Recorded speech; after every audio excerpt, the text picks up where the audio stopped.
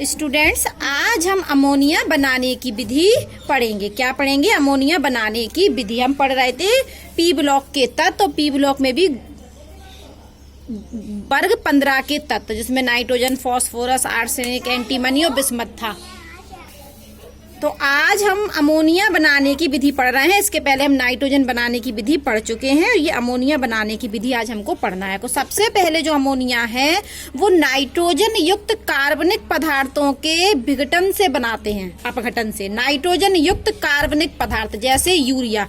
तो सबसे पहले हमने क्या लिया? यूरिया, और यूरिया टूटा तो ये क्या बन गया? Ammonium carbonate. तो ये क्या है? नाइट्रोजन युक्त कार्बनिक पदार्थ है। और इस नाइट्रोजन युक्त कार्बनिक पदार्थ का हमने क्या कर दिया? विघटन, इसको तोड़ दिया। तो क्या ये टूट के देखो NH3 मिल गया, अमोनिया मिल गया, ये CO2 गैस मिल गई और H2O निकल गया। तो ये क्या है? हमारा नाइट्रोजन युक्त कार्बनिक पदार्थ। इस नाइट्रोजन युक्त कार्बनिक पदार्थ का हमने क्या कर दिया? विघटन। तो हमको क्या मिल गया? अमोनिया गैस मिल गई। क्या मिल गया? अमोनिया गैस प्राप्त हो गई। है नाइट्रोजन युक्त कार्बनिक पदार्थ है। और छोटे स्तर पर अमोनियम लवण से प्राप्त करते हैं। किससे प्राप्त करते हैं? अमोनियम लवण से। छोटे स्तर पर हम अमोनियम लवण से प्राप्त करते हैं। जो कैसे करते हैं? अमोनियम लवण लेते हैं तो हमने क्या लिया? अमोनियम क्लोराइड ले लिया, अमोनियम सल्फेट ले लिया। तो ये हमारे क्या कहलाते हैं? अमोनियम लवण कहलाते हैं। क्या कहलाते हैं? अमोनियम लवण। इसका नाम क्या है? Ammonium chloride. इसका नाम क्या है? Ammonium sulphate.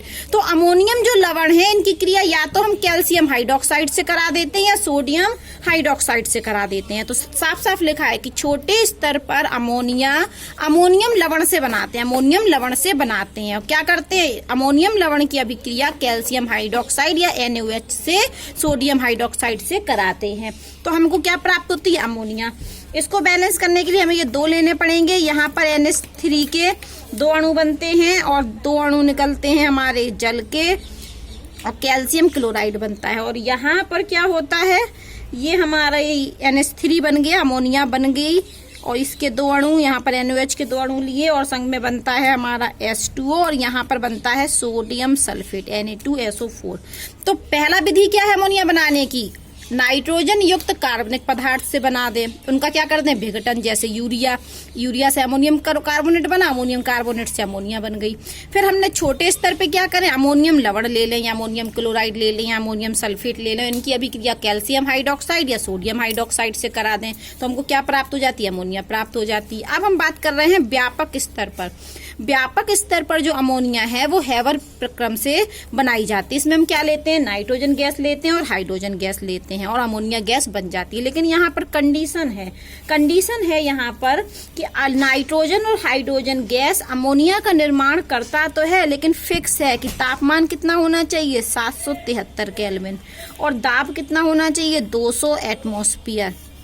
और यहाँ पर उत्प्रेरक लेना पड़ता है हमें K2 या Al2O3 युक्त आयरन। कैसा उत्प्रेरक लेते हैं हम? K2O तथा Al2O3 युक्त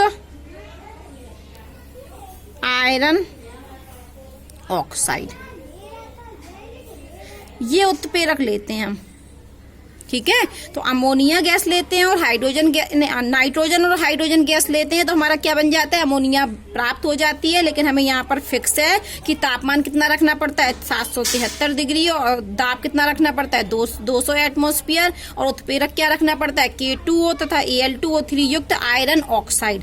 अगर हम ये परिस्थिति नहीं देंगे, उच्च दाब नहीं रखेंगे, ये उत्प्रेरक नहीं रखेंगे, तो अमोनिया गैस प्राप्त नहीं होगी। ये देखिए चित्र दिया गया है। सबसे पहले हमने ये हाइड्रोजन गैस दी और नाइट्रोजन गैस दी, और यहाँ पर क्या कर दिया? इसको वायुमंडलीय दाब दिया। कितना उच्च दाब देते हैं, और कितना दाब देते हैं? उच्च दाब। वायुमंडलीय दाब ये क्या है हमारा? उच्च दाब। तो इन दोनों को गैसों को हमने उच्च दाब दिया, तो ये दोनों गैसें क्या हो गई? संपीड़ित। दबाव डाला ना, तो ये क्या हो गई? संपीड़ित। तो हाइड्रोजन गैस और नाइट्रोजन गैस को हमने संपीड़ित कर दिया वायुमंडलीय दाब देकर। उसके बाद इस संपीड़ित गैस को, इस मिश्रण को, हाइड्रोजन और नाइट्रोजन के मिश्रण को हमने यहाँ से इस बॉक्स से प्रवाहित किया। और इस बॉक्स में क्या है हमारा उत्प्रेरक, और यहाँ पर हमने तापमान भी दे दिया वही 773 केल्विन, इसमें 700 लिखा है तो लगभग लिखा है 700 केल्विन, तो हम यहाँ वैसे 773 होता है लेकिन लगभग लिख सकते हैं 700 केल्विन। तो हाइड्रोजन और नाइट्रोजन गैस दिया और उनको क्या कर दिया, 200 वायुमंडलीय दाब दिया, इनको संपीडक किया और संपीडक गैस के मिश्रण को हम कहाँ ले गए, एक कक्ष में ले गए। उस कक्ष में क्या था, तापमान था 700 केल्विन के लगभग,